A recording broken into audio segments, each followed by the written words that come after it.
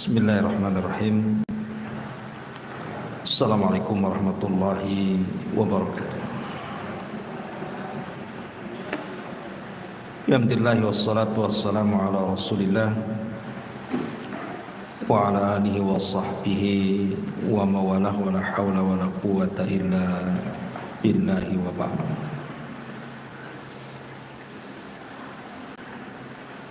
Alhamdulillah, di pagi menjelang siang ini kita bisa duduk untuk bertalabul ilmi, dan kita masih melanjutkan kajian kita membahas surah Abasa wa Tawalla, dan kita masuk pada ayat ke 24.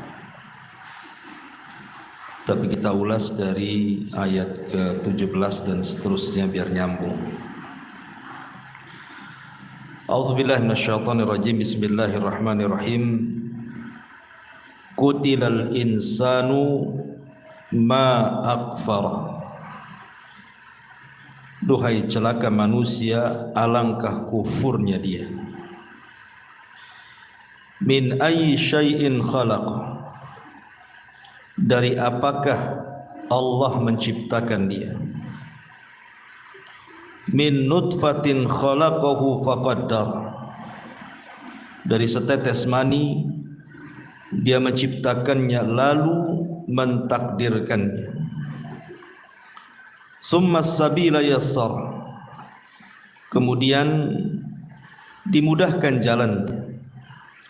Summa amatahu fa akbar. Kemudian Allah mematikannya dan menguburkannya. Summa idza syaa'a ansyara. Kemudian jika dia berkehendak, dia pasti akan membangkitkan kembali. Kalla lamma yaqdi ma amara. Sekali-kali jangan begitu. Manusia itu belum melaksanakan apa yang Allah perintahkan kepadanya. Baru Allah mengatakan falyanzuril insanu ila ta'ami. Hendaklah manusia memandang, memperhatikan makanan yang dimakannya. Baik. Di sini Allah Subhanahu wa taala hendak menjelaskan kepada kita tentang kebesarannya, tentang kemahakuasaannya, keagungannya. Dan itu kita bisa perhatikan kepada dua perkara. Pertama, melihat kepada diri kita sendiri. Yang kedua, melihat kepada makanan yang kita makan. Adapun melihat kepada diri kita sendiri, Allah mengajak merenung kita. Kenapa manusia bisa kufur kepada Allah, sombong kepada Allah, kufur kepada Allah? Tidak lihat ya kamu itu dari mana? Seolah-olah Allah ingin katakan seperti itu. Kemudian Allah Subhanahu wa taala mengingatkan soal penciptaan kita. Kamu dulu itu loh tidak ada. Aku yang mengadakan kamu. Dari setetes mani, kemudian menjadi segumpal darah, kemudian menjadi segumpal daging, kemudian setelah itu dibentuk dan diberikan takdirnya setelah kelahirannya, dan Allah mudahkan. Kemudian setelah lahir, Allah juga yang membesarkannya. Sampai akhirnya Allah Subhanahu wa taala tentukan ajalnya. Summa amatahu fa akbar. Kemudian Allah tentukan ajalnya dan Allah kuburkan dia. Itulah perjalanan manusia. Tetapi walaupun demikian, Allah Subhanahu wa taala ingatkan di sini, kalla lamma yaqdi ma amara. Sehebat apapun manusia berterima kasih kepada Allah Azza wa Jalla, karena sudah menciptakannya, memberikan nikmat yang banyak kepadanya, memberikan segala fasilitasnya, tetap saja manusia itu tidak akan sanggup melaksanakan perintah Allah. Tidak akan sanggup. Sampai-sampai para ulama salaf mengatakan, kalau seandainya sejak ibu dilahirkan sampai ibu diwafatkan, ibu sujud saja, tidak pernah bangkit-bangkit. Jadi sejak lahir sampai mati itu ibu sujud aja kemudian mati. Maka itu sendiri tidak bisa untuk mensyukuri nikmat Allah. Belum sanggup untuk mensyukuri nikmat Allah Subhanahu wa taala. Inilah yang diisyaratkan dalam sebuah hadis ketika seseorang datang kepada Nabi sallallahu alaihi wasallam tentang orang yang dimasukkan ke dalam surga itu karena rahmat Allah Subhanahu wa taala, bukan karena amalan. Maka Nabi sallallahu alaihi wasallam ditanya, termasuk engkau wahai Rasul? Maksudnya termasuk Nabi kita juga masuk surga karena rahmat Allah, bukan karena amalannya. Kata Nabi SAW, termasuk saya. Saya juga masuk surga karena rahmat dari Allah, kasih sayang dari Allah, bukan karena kehebatan ibadah saya, kata Nabi. Artinya sekelas Nabi saja masuk surga karena rahmat, apalagi kita. Sehingga tidak perlu sombong, karena semua itu berdasarkan rahmat. Ingat satu kisah yang pernah saya ceritakan tentang seseorang dari zaman dulu Bani Israel yang Allah Subhanahu wa taala wafatkan. Kemudian Allah Subhanahu wa taala berdirikan orang ini di pintu surga. Kemudian kata Allah Subhanahu wa taala, masuklah kau ke dalam surga dengan rahmat. Tiba-tiba dia mengatakan, oh tidak bisa.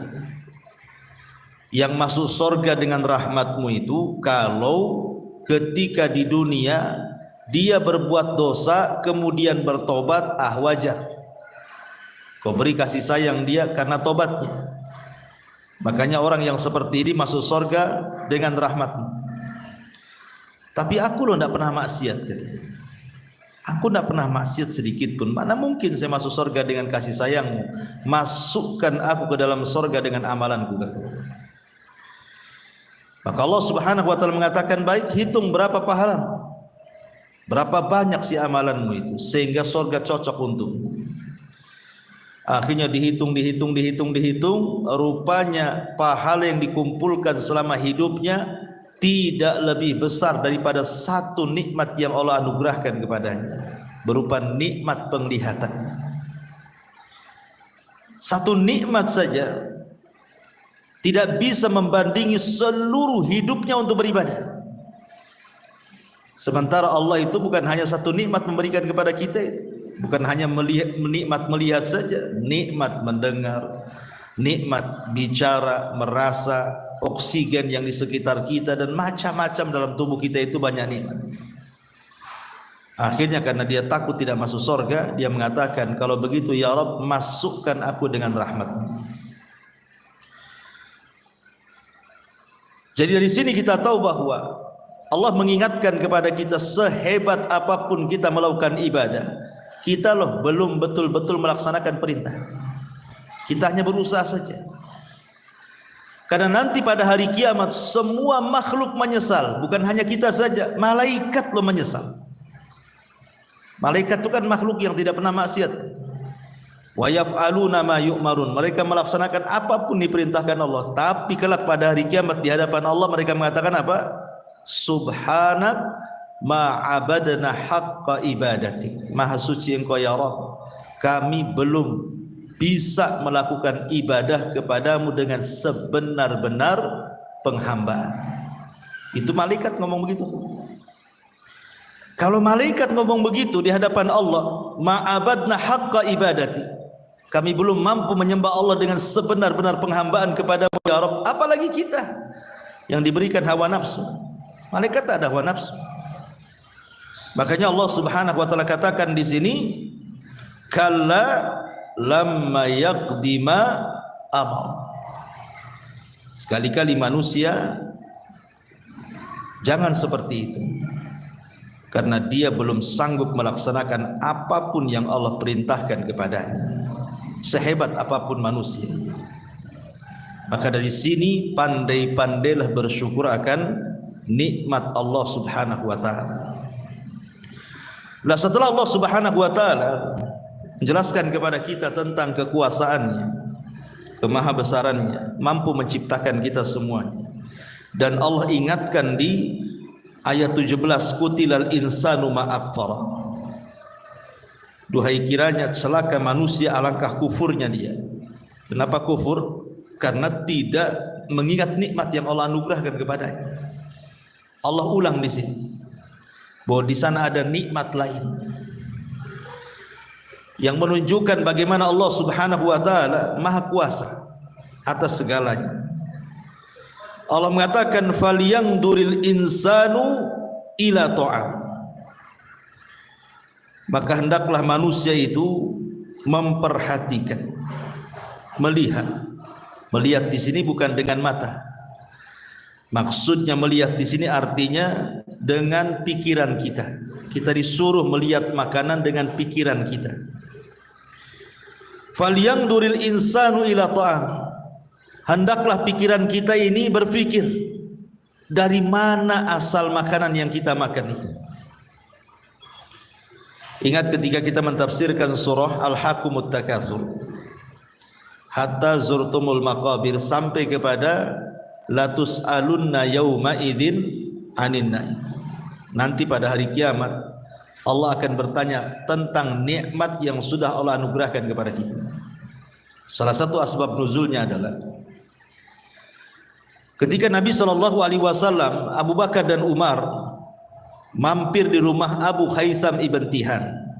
Abu Haytham ibn Tihan ini, kemudian oleh Abu Haytham ini dihidangkan kambing rebus, kemudian kurma dan air putih. Di situ Nabi SAW tidak lantas mencicipi, langsung ada makan langsung dimakan, tidak. Tapi tiba-tiba Rasul kemudian menangis. Melihat makanan itu kok menangis. Padahal itu waktu itu Rasul sedang lapar-laparnya itu. Karena Madinah sedang mengalami paceklik, susah makan. Tapi Rasul tidak langsung makan. Malah Rasul kemudian nangis, Abu Bakar ikut nangis, Umar pula bertanya, Rasul, apakah dalam kondisi seperti ini kita nangis? Makanlah. Kemudian Nabi SAW membacakan surah Al-Hakumut sampai kepada ayat ya Umar yauma idzin anin latus alunna yauma idzin anin naim. Ini makan yang di depan kita ini semua akan ditanya. Sudah bersyukur kita sama makanan ini? Bersyukur atau tidak dengan makanan ini? Semua akan ditanya di hadapan Allah. Makanya di sini Allah mengatakan falyanzuril insanu ila ta'ami. Hendaklah manusia itu melihat makanan yang dimakannya. Bagaimana kok bisa makanan itu sudah ada saja tinggal makan saja. Pamannya ibu COD anggap saja karedok atau lotek ya, atau pecel lah ya, adik kakak semua tuh. Coba lihat tuh pecel tuh, itu macam-macam sayuran ada di situ. Ada kangkungnya, mungkin pakai bayam lagi, ada lontongnya semua kan, kacangnya. Coba kita perhatikan satu-satu. Kangkung saja. Dari mana kangkung ini berasal? Dari pasar. Orang pasar ngambil di mana? Dari petani. Petani nanamnya gimana? Dari biji. Bijinya dari mana? Nah, itu kan tanya terus. Ya bijinya ya ujung-ujungnya dari Allah kan begitu. Kemudian ditanam gitu saja. Siapa yang menumbuhkan? Petani itu yang menumbuhkan. Tidak, petani itu hanya naruh biji, kemudian ditimbun, kemudian disiram, ditunggu sama dia. Dari sini Allah Subhanahu wa taala katakan di dalam Al-Qur'anul Karim mengingatkan soal kekuasaannya.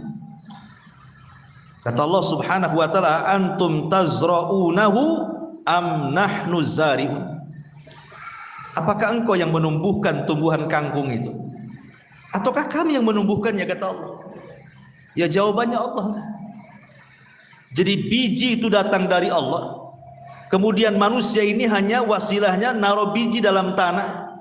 Tiba-tiba setelah dalam tanah dikubur kemudian disiram, tumbuh pula lah biji dalam tanah itu. Kita tidak tahu proses tumbuhnya seperti apa.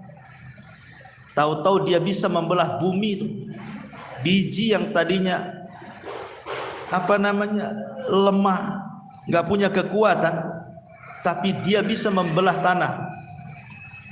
Kemudian nampaklah di permukaan. Namanya proses kehidupan itu sama juga dengan manusia. Dimulai dari kecil dulu. Kalau nggak dirawat bisa matilah kangkung tuh. Kemudian dikasih pupuk. Pupuknya dari mana? Dari pabrik pupuk, Ustaz. Lah proses pembuatan pupuk di pabrik pupuk dari mana? Umpamanya pupuk kandang lah, dari kotoran binatang. Kotoran binatang di mana? Dari peternak. Terus ternaknya dari mana? Sapinya atau kambingnya atau ayamnya dari mana? Ujung-ujungnya kembali kepada Allah kan? Itu baru satu kangkung melibatkan ribuan orang. Untuk makan satu kangkung, ribuan orang yang terlibat di situ. Karena kalau pabrik pupuk kan ribuan karyawannya. Itu baru satu kangkung, belum lagi timunnya, belum lagi kacangnya. Bayangkan, makan pecel saja sampai jadi pecel itu melibatkan ribuan orang tuh. Kita tinggal makan aja. Jadi berpikirlah kita ini bahwa ujung-ujungnya ini semua dari Allah.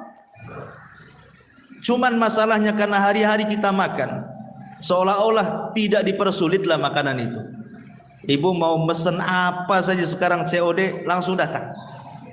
Mulai makanan yang paling lezat sampai yang lezat sekali ada. Yang aneh-aneh pun ada. Seolah-olah karena sudah rutinitas Bu ya. Mungkin makan pecel ya biasa, makan lauk-lauk yang semua biasa, sehingga seolah-olah kesannya itu memang sudah kewajiban Allah memberi makan kita. Kesannya seperti itu. Seolah-olah itu memang Allah ya sudah kewajiban Allah memberi makan hamba-hambanya. Kalau nggak ngasih makan kenapa diciptakan kita? Lah ketika terus-terusan dikasih dan jadi rutinitas Bu, jadi kita ini lupa. Lupa kalau ini kangkung dari mana, bayam dari mana, kacang dari mana, timun dari mana. Kita lupa tuh jadinya. Coba sekali-kali dilangkakan begitu, baru terpikir tuh. Nanti nanya ke orang pasar, kok nggak ada timun nih? Iya dari kebunnya tak ada. Nanya sama orang kebun, kenapa tak ada timun? Cemana gersang tak ada hujan. Kalau seandainya satu hari kemudian dihilangkan tuh makanan itu, baru terpikir kita itu. Oh memang ini nikmat dari Allah Subhanahu wa ta'ala. Makanya sering saya katakan bahwa terkadang orang itu baru bisa merasakan nikmat itu kalau diuji oleh Allah Azza wa Jalla. Orang baru bisa menikmati minuman itu ketika haus saja. Kalau ibu sudah kembung mau minum tuh malas. Sama dengan orang makan itu tahu lezatnya. Kan kalau lapar, kalau sudah kenyang mau dikasih apa aja kan akan dimakan. Sama dengan nikmat sehat, karena ibu pernah sakit, oh enaklah sehat itu. Atau keamanan, ibu pernah hidup di negeri konflik, oh enak pula lah hidup di Puskopkar, tidak ada perang. Ya. Dan begitu seterusnya. Jadi Allah Subhanahu wa ta'ala ingin ingatkan di sini. Makanya Allah mengatakan falyanzuril insan ila ta'am. Hendaklah manusia itu melihat dari mana tuh makanan yang dia makan itu. Kemudian Allah menceritakan prosesnya. Nih, kalau kamu ingin tahu makanan yang kau makan ini, dari inilah prosesnya ini kata Allah. Apa prosesnya? Anna sobabnal ma'a sobba.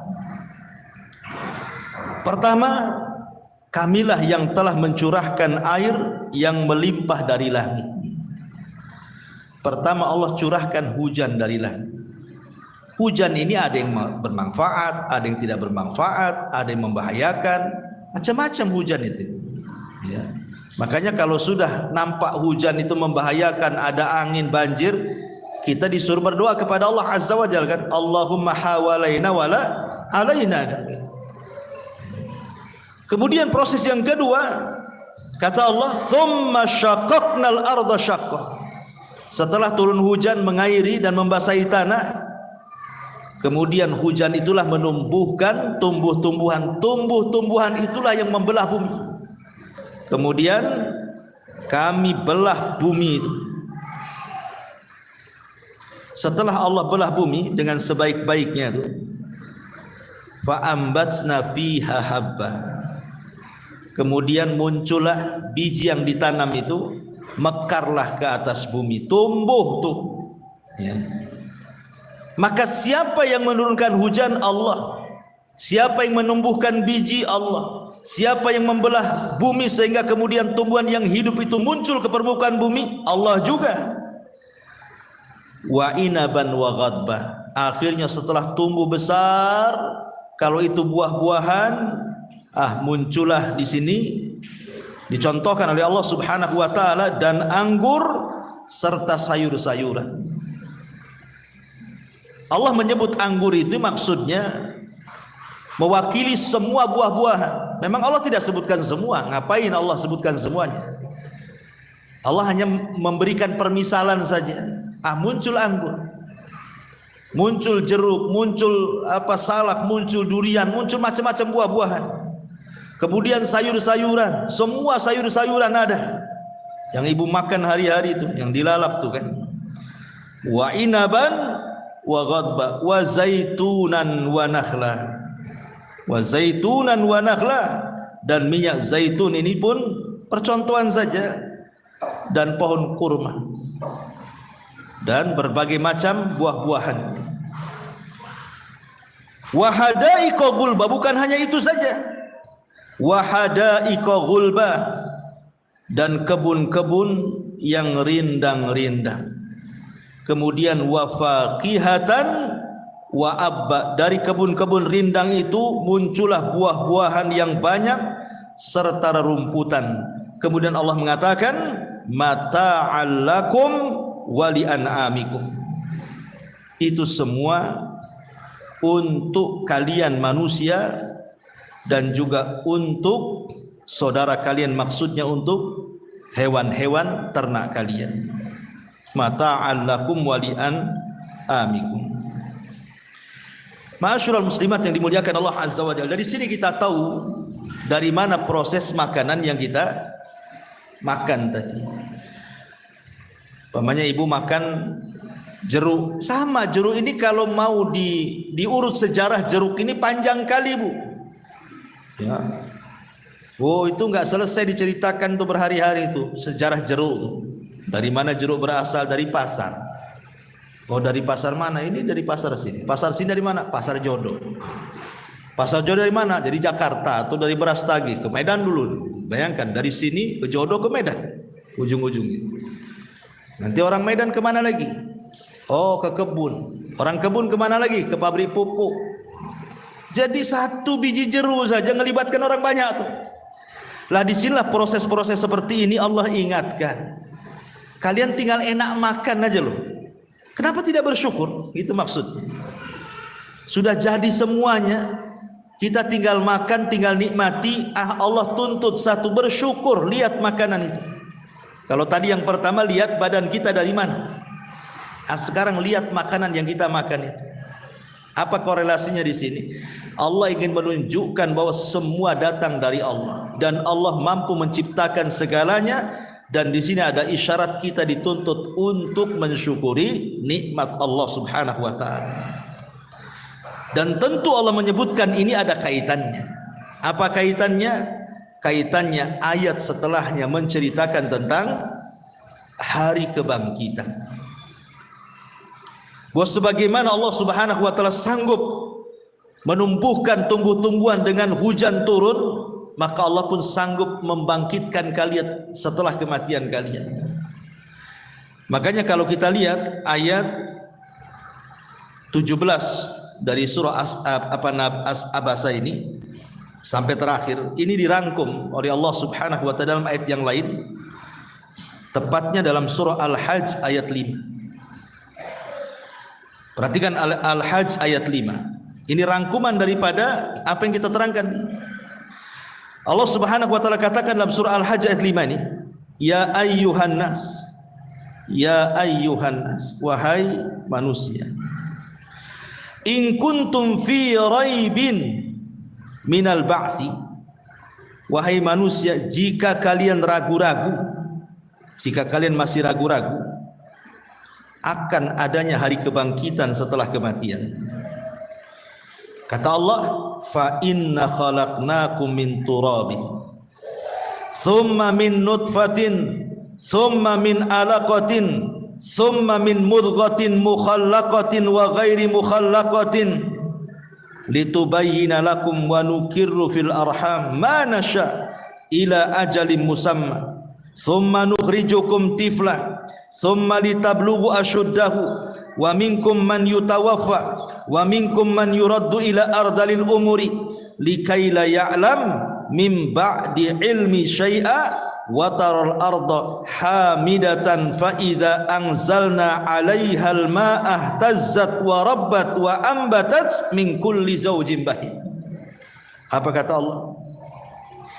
Wahai manusia, jika kamu ragu-ragu dari hari kebangkitan, maka sesungguhnya kami telah menjadikan kamu dari tanah, Adam dari tanah, kemudian turunannya, kemudian dari setetes mani, kemudian dari segumpal darah, kemudian dari segumpal daging yang sempurna kejadiannya dan yang tidak sempurna, agar kami jelaskan kepada kalian dan kami tetapkan dalam rahim menurut kehendak kami sampai waktu yang sudah ditentukan.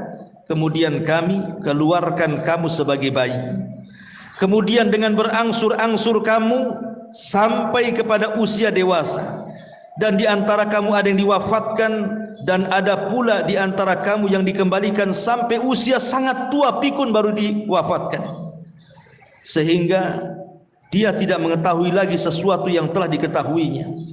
Dan kamu lihat bumi ini kering kelontang, kemudian apabila telah kami turunkan hujan di atasnya, hiduplah bumi itu dan menjadi subur dan menumbuhkan berbagai jenis pasangan tumbuh-tumbuhan yang sangat indah. Ya. Inilah rangkuman daripada pembahasan kita sebenarnya. Allah Subhanahu wa taala selain mengingatkan nikmat yang Allah anugerahkan dengan melihat makanan itu, lebih daripada itu Allah Subhanahu wa taala ingin membantah siapa? Orang-orang musyrik.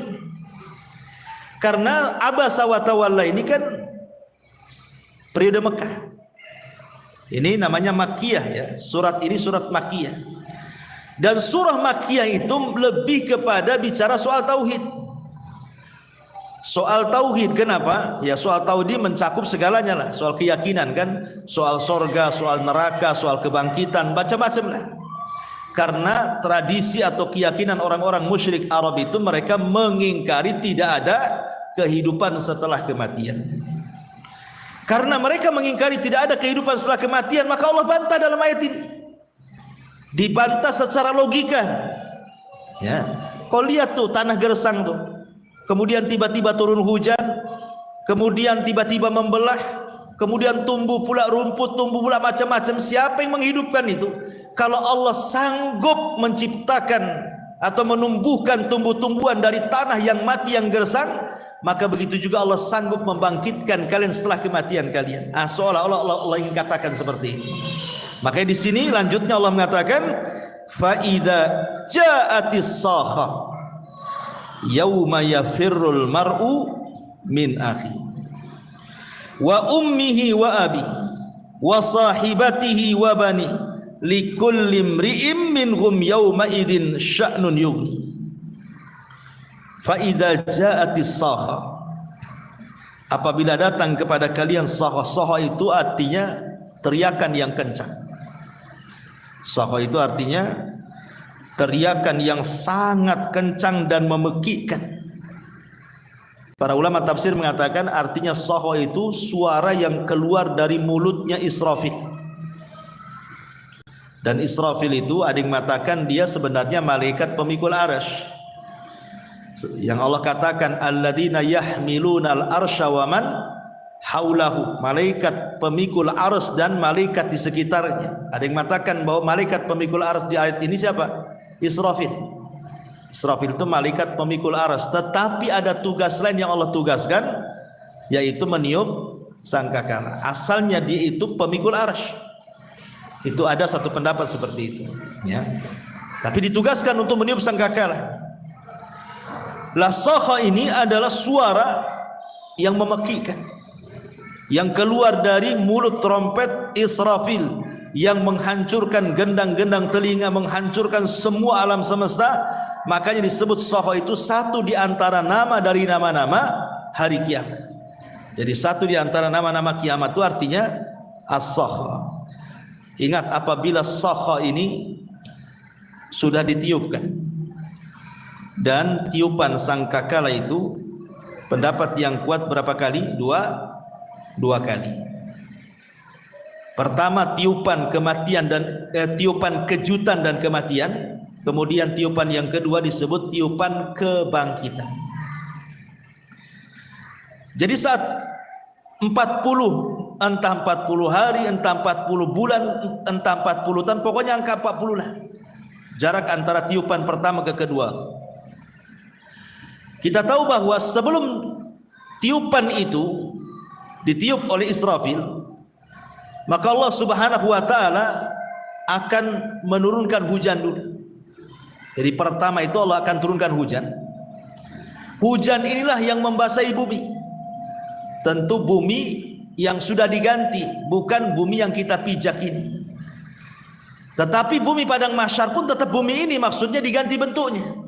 Tetap bumi yang kita pijak, cuman maksud saya itu diganti bentuk saja. Yang tadinya sekarang kan bentuknya macam-macam bumi itu, ada yang meninggi, ada yang merendah, ada gunung, ada bukit, ada lembah, kan itu ya. Tapi nanti setelah diganti bentuknya rata semuanya. Tidak ada yang meninggi, tidak ada yang merendah, tidak ada bukit, tidak ada lembah, rata serata-ratanya, tidak ada maklam, tidak ada alamat sama sekali. Disitulah Allah Subhanahu wa taala turunkan hujan. Hujan inilah yang kemudian meresap ke dalam tanah sehingga menyentuh setiap tulang ekor manusia.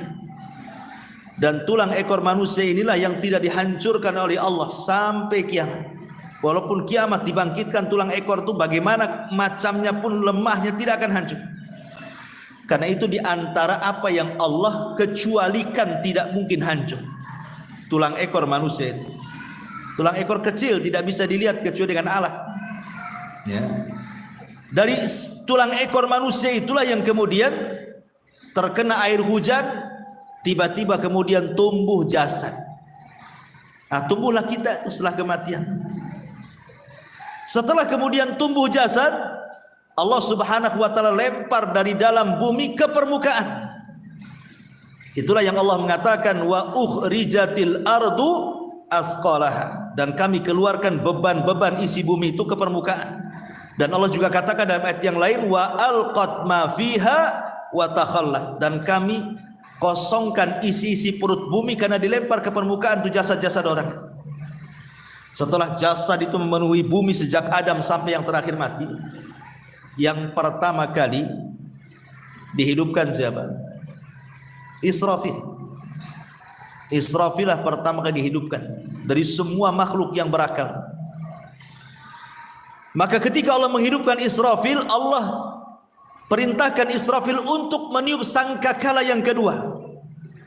Maka Israfil pun meniup sangkakala yang kedua. Disitulah kemudian Allah bangkitkan manusia, dan yang pertama kali yang muncul dari kuburan atau yang siuman, karena ketika Allah Subhanahu wa taala menyuruh meniup sangkakala kepada Israfil, maka ruh yang ada di tempatnya masing-masing tiba-tiba melesat. Allah katakan dalam Quran, gimana bunyinya? Zuwizat, ya. Wa idzan nufusu zuwizat, dan apabila nyawa dan juga raga bersatu ke tempat. Jadi ruh-ruh orang-orang yang beriman kan ketika terjadi kiamat diletakkan di mana? Di Iliyin, di sorga yang paling tinggi. Kemudian ruh-ruhnya orang-orang kafir mereka diletakkan di Sijin, Maka dilesatkan ruh-ruh itu setelah tiupan yang pertama. Kemudian yang pertama kali hidup siapa? Nabi sallallahu alaihi wasallam. Nabi SAW yang pertama kali keluar dari kubur. Kemudian Rasul melihat Nabi Musa yang sedang bersandar. Kata Nabi, aku tidak tahu apakah dia duluan yang dibangkitkan atau aku, katanya. Tapi yang pertama kali dikasih pakaian Ibrahim. Kan semua kan dibangkitkan telanjang, tidak pakai sandal, kembali tidak dikhitan dan tidak bawa harta di badan. Yang pertama kali dipakaikan pakaian oleh Allah dari seluruh manusia adalah Nabi Ibrahim. Tapi yang pertama kali dibangkitkan adalah Nabi sallallahu alaihi wasallam. Kemudian Musa, kemudian yang lainnya sampai akhirnya semua manusia bangkit dari kuburannya. Itulah Allah gambarkan di sini saat kebangkitan itu. Apa itu? Yauma yafirrul mar'u min akhi. Yauma yafirrul mar'u min akhi. Ingatlah ketika manusia lari dari saudaranya. Wa ummihi wa abi. Lari dari ibu bapanya. Wa sahibatihi wa bani. Lari dari pasangan dan anak-anaknya. Kemudian Allah katakan likulli imri'im minhum yauma idzin sya'nun yughni. Karena pada hari itu manusia punya urusan masing-masing, enggak peduli manusia lainnya. Kenapa di sini Allah Subhanahu wa taala dahulukan dari saudaranya? Yauma yafirrul mar'u min akhi. Pada hari itu manusia lari dari saudaranya, baru bicara ibu bapa. Kenapa saudara dulu baru bapak? Sebagian ulama tafsir mengatakan karena manusia itu kalau sudah besar itu lebih suka atau lebih dekat dengan saudaranya atau mungkin dengan teman-temannya dibandingkan dengan orang tuanya. Kadang kalau ibu ada masalah, Bu, ibu ada masalah nih, itu biasanya tidak berani curhat sama orang tua kan? Pasti ibu curhatnya entah sama saudara atau sama kawan. Jadi masalah ibu itu orang tua tidak tahu tapi kawan tahu. Saudaranya dulu yang tahu kan begitu. Makanya lebih dekat dengan saudara dibandingkan orang tua. Lah pada hari itu jangankan tukang curhat kita ya, lawan curhat kita itu, mereka lari menjauh dari kita. Baru setelah saudara, baru kemudian ke ibu, kemudian ke bapak. Baru setelah itu ke pasangan masing-masing, baru terakhir anak. Dan ini manusia-manusia yang disebutkan oleh Allah itu adalah manusia-manusia yang kita cintai semua. Ini kan yang hidup di sekeliling kita. Mulai dari orang tua, saudara, pasangan, anak, ini kan orang-orang yang kita cintai. Ya. Terutama anak kan gitu ya. Apapun yang diminta anak itu membahayakan mau tidak, mau merugikan mau tidak, terkadang orang tua itu tidak pikir-pikir tuh. Kalau anaknya mau langsung dibelikan. Ada manfaat atau tidak pasti dibelikan. Apapun yang diinginkan anak itu. Kenapa? Karena sayangnya kan, terlepas menyesatkan anak atau tidak, tapi lihat bagaimana kasih sayang manusia kepada anak itu luar biasa. Tapi sesayang itulah kita manusia di bumi ini tetap dipisahkan nanti pada hari kiamat. Orang lari dari saudaranya, lari dari ibu bapaknya, lari dari pasangan dan anak-anaknya. Pertanyaannya kenapa? Harusnya kan kalau kita di dunia ini ketemu orang tua dekat, ketemu anak pengen merangkul dan begitu, saudara. Kenapa pada hari kiamat pada lari menjauh satu-satu, tidak mau mendekat? Padahal mereka sudah melihat, tapi mereka justru lari. Sebagian para ulama mengatakan karena ada kekhawatiran mereka dituntut haknya oleh orang-orang terdekat ini. Karena jujur saja, saya, ibu atau siapapun selama hidup di dunia ini, boleh jadi kita ini kurang memberikan hak kepada pasangan. Ibu kurang memberikan hak kepada pasangannya, suaminya, atau suami kepada ibu kan begitu. Atau mungkin di dunia ibu kuranglah membahagiakan orang tua, memberikan hak-hak yang layak kepada orang tua mungkin kurang. Atau mungkin hak-hak kepada anak yang sewajarnya, yang selayaknya kita kurang. Jadi kenapa pada hari kiamat lari itu? Karena takut dituntut hak. Itu maksudnya. Karena takut dituntut hak ketika di dunia ini kurang kita ini memberikan hak kepada mereka, makanya di nanti pada hari kiamat kita lari. Tengok ibu kita bukan dekat malah lari. Takut nanti dia menuntut kita. Sini nak, kamu dulu di dunia begini, takut begitu. Makanya kita lari. Dia pun lari juga. Kenapa? Takut kita menuntut dia. Kamu nggak ngerawat saya, nggak mendidik saya, dan begitu seterusnya. Jadi masing-masing orang itu ketika melihat saudaranya, melihat ibu bapaknya, melihat anaknya, bukan makin mendekat, makin menjauh, lari sehebat-hebatnya karena takut dituntut. Ini satu penafsir. Ya. Kalau sudah takut dituntut berarti apa? Takut diambil kebaikan kita. Kan mereka menuntut kebaikan kita berupa pahala kan. Karena nanti pada hari kiamat itu kondisinya bukan seperti yang kita bayangkan. Sampai Aisyah radhiyallahu anha mengatakan, ya Rasulullah, kalau manusia dibangkitkan telanjang, tidak pakai pakaian, kemudian auratnya nampak di mana-mana, laki-laki memandang kita, kita memandang mereka, apakah mereka? Aisyah membayangkan kita saja telanjang dilihat orang, apa nggak malu gitu maksudnya. Nanti di akhirat seperti itu ya Rasulullah, apa seperti itu begitu kan? Maka Rasul mengatakan, tidak wahai Aisyah, boro-boro mandang aurat orang katanya. Memikirkan diri sendiri saja sudah stres dia. Orang itu tidak akan memikirkan siapapun. Pasti yang dipikirkan dirinya sendiri. Kalaupun ada pahala, tidak mungkin berbagi dengan orang, karena itu modal dia masuk surga. Makanya ketika dia dapat pahala gitu kan, melihat ada orang yang mau mengambil pahala dia, pergi dia lari. Itulah yang terjadi di sini. Allah mengatakan, yauma yafirrul mar'u min akhi wa ummihi wa abi wa sahibatihi wa bani likulli imri'in minhum yauma idzin sya'nun yughni. Subhanallah. Ini satu penafsiran.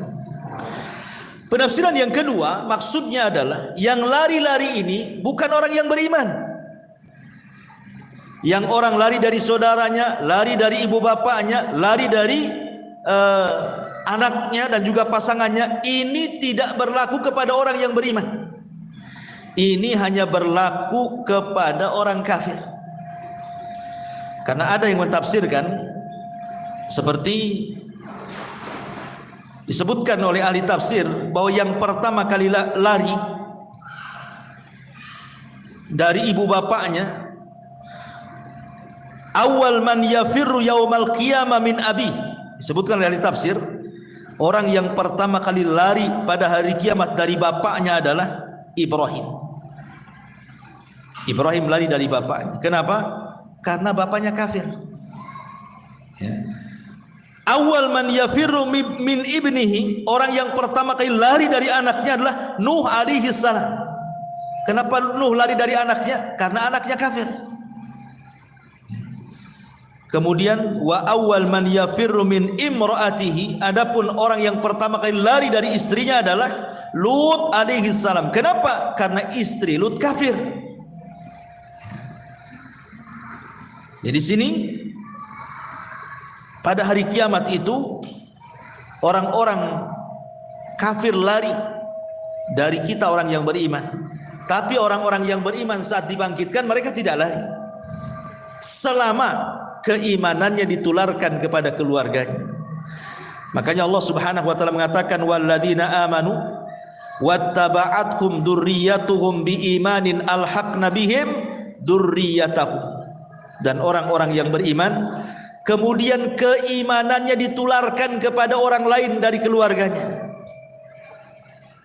maka nanti pada hari kiamat kami kumpulkan dia bersama pasangan dan anak cucunya. Ketika dibangkitkan, di sampingnya sudah ada suaminya, di sampingnya sudah ada istrinya, di sampingnya sudah ada anaknya, di sampingnya sudah ada orang tuanya, karena ibu sudah menularkan keimanan kepada mereka.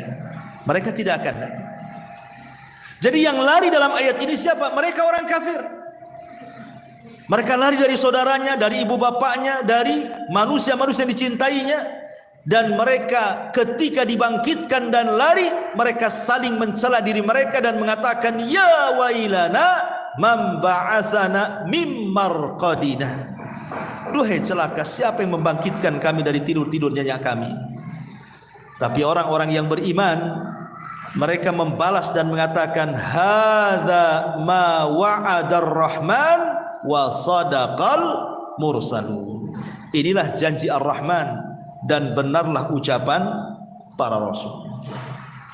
Kemudian Allah Subhanahu wa taala membagi manusia menjadi dua kelompok pada hari kiamat. Wujuhu yawma idzin musfirah dhahikatun mustabsyirah wa wujuhu yawma idzin 'alaiha ghabara tarhaquha qatarah ulaika humul kafaratul fajar. Pada hari itu ada wajah-wajah yang berseri-seri, tertawa dan gembira ria. Dan pada hari itu ada pula wajah-wajah yang tertutup dengan debu saking suramnya, tertutup oleh kegelapan, ditimpa kehinaan dan kesusahan. Mereka itulah orang-orang yang kafir lagi fajir. Ulaika humul kafarah. Kafarah ini berkaitan dengan keyakinan, karena keyakinan mereka kufur. Fajarah, dan fajar itu berkaitan dengan akhlak, karena akhlaknya rusak, otaknya rusak, badannya rusak, gitu maksudnya. Itu karena kalau kafarah berkaitan dengan syubhat, kalau fajarah berkaitan dengan syahwat.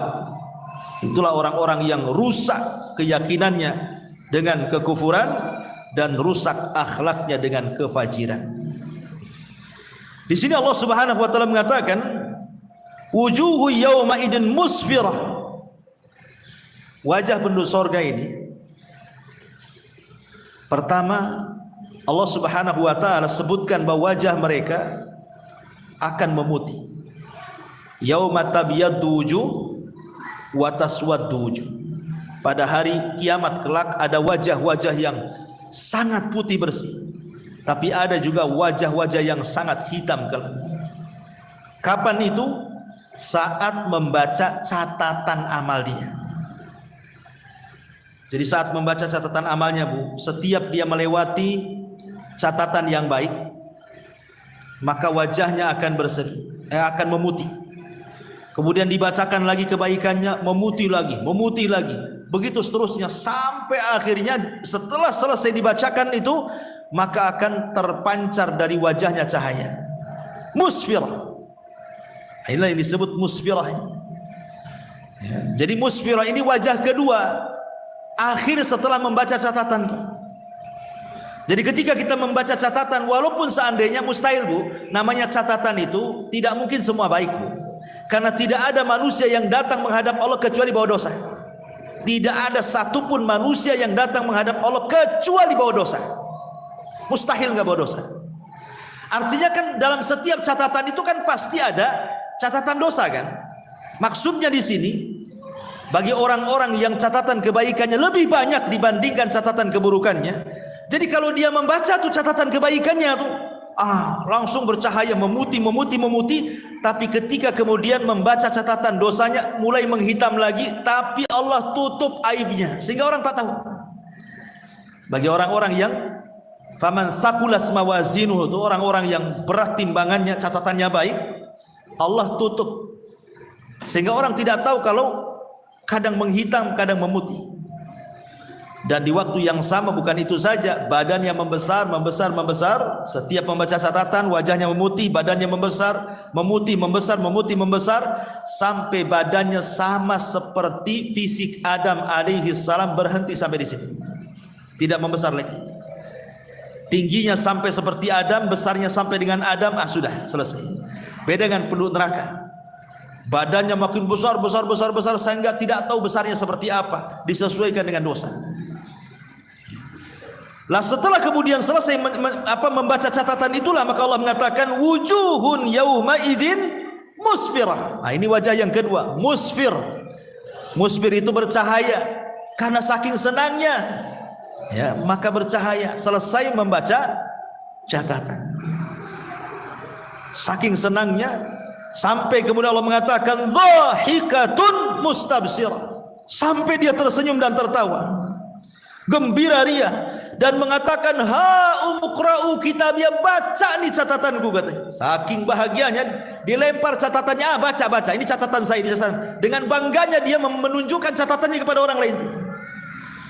Tetapi orang-orang yang mengambil catatan dengan tangan kirinya kalau bisa dilempar sebelum dibaca. Kenapa? Karena wajah mereka adalah wajah yang hitam. Wujuhun yauma idzin 'alaiha ghabara tarhaquha qatar.